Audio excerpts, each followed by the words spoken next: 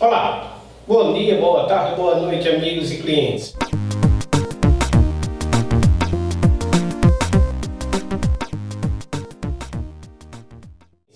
Hoje vamos falar sobre PIS/COFINS. No vídeo anterior falamos sobre o ISS. No final do vídeo colocaremos o link para quem quiser ver ou rever e constatar a informação que precisa.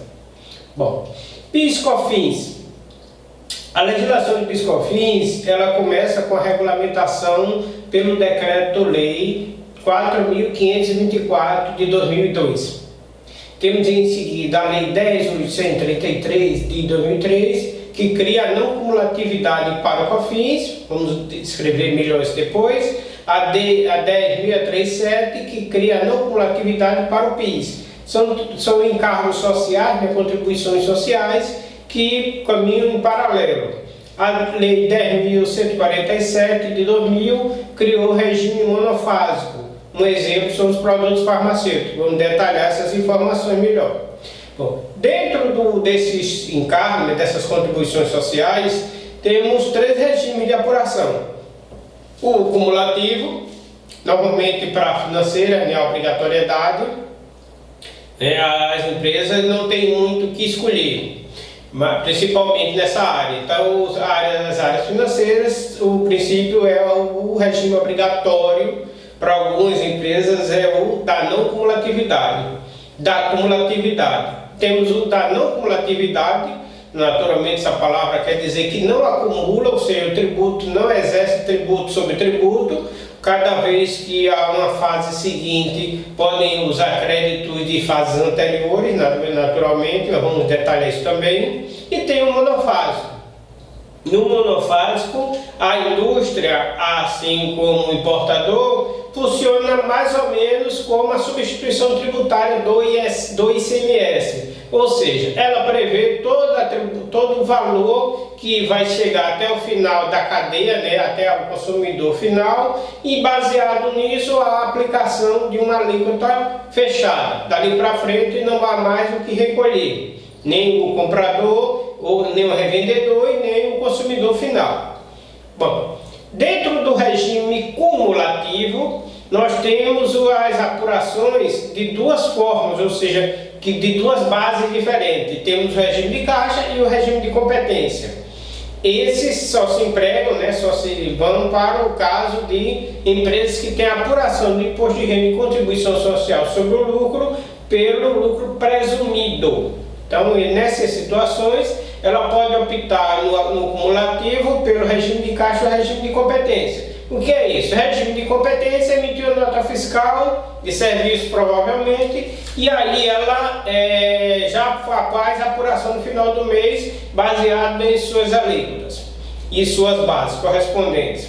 No regime de caixa, ela só tributa quando recebe. Então, emitiu nota fiscal em março, quando chegar em abril, eu recebo o valor daquela nota fiscal. Então, eu vou contar aquele valor em abril para apuração do tributo, e não em março, já que eu optei pelo regime de caixa. Esses dois regimes, como a maioria das situações tributárias de pessoa jurídica, elas funcionam para o exercício todo. Ou seja, uma vez que se faça uma situação, se comunica a Receita através de suas declarações de recolhimento em janeiro, na base de janeiro, a situação ela deve prevalecer, não é opção, ela deve prevalecer durante todo o exercício.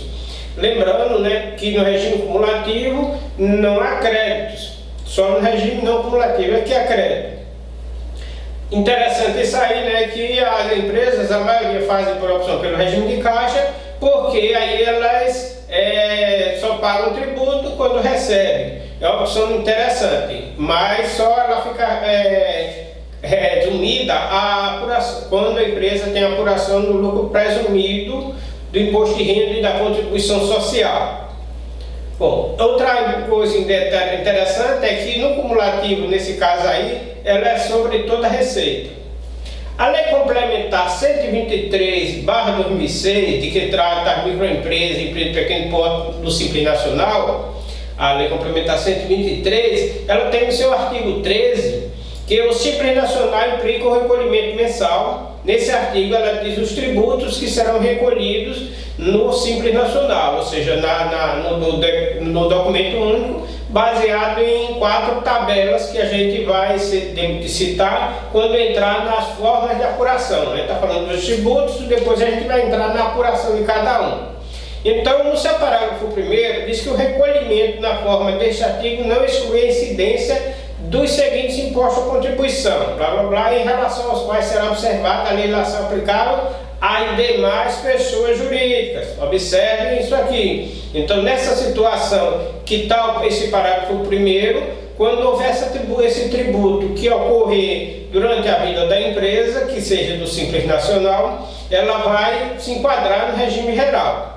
Então, por exemplo, na linha 12, a gente tem a contribuição para o PIS, PASEP, COFINS e IPI incidente na importação de bens e serviços. Ou seja, sempre que houver essa situação que obriga essa contribuição, não adianta ela ser do Simples Nacional, ela vai seguir a regra geral e vai recolher conforme alíquotas, base de cálculo na importação de bens e serviços, conforme qualquer outra pessoa jurídica.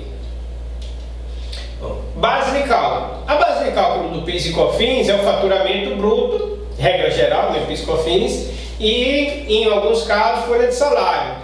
PIS, no caso, né, sem deduções. Na regra geral, a gente tem algumas situações de deduções, quando é não cumulativo, conforme a gente já falou no slide anterior.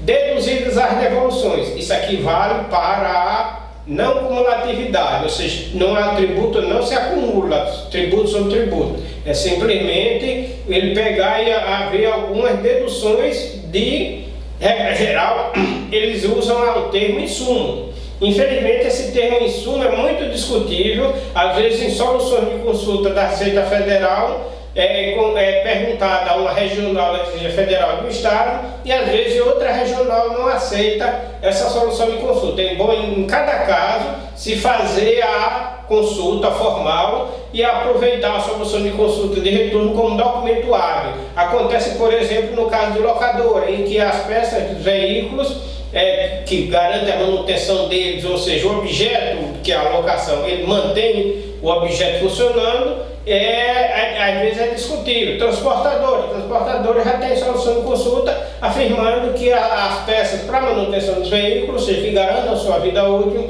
elas são consideradas insumos. Bom, no item aqui na linha 2, né, que trata dessa parte de deduções, ela fala sobre bens e serviços utilizados como insumo na prestação de serviço, na fabricação de bens ou produtos destinados à venda, inclusive combustível lubrificante, exceto, e tem algumas situações da exceção. Na linha 4 a gente tem aluguel de prédios, máquinas, equipamentos pagos à pessoa jurídica utilizados na atividade da empresa. Presta atenção, então a questão do aluguel, por exemplo, de uma base operacional da empresa é considerado insumo. O aluguel de um escritório administrativo da empresa em outro local não é considerado insumo. Deduções também com energia elétrica, bens e serviços utilizados como insumo, né? Tem que servir aquele serviço, tem que servir para o objeto da empresa. Aluguel, ativo imobilizado, só a parte da depreciação do ativo imobilizado.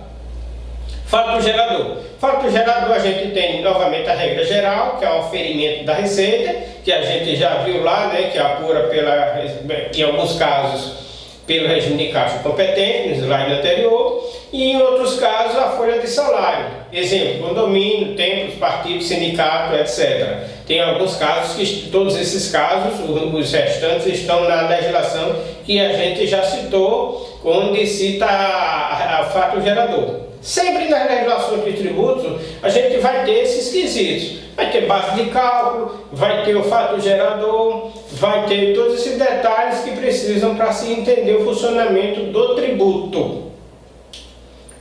PIS e COFINS ainda, a gente tem o vencimento. Normalmente é 25 do mês seguinte. A gente recomenda que sempre vejam a agenda tributária federal. A gente já falou sobre essa agenda tributária federal, que é bom consultar, porque ela pode ser modificada. Presta atenção que ela pode ser modificada.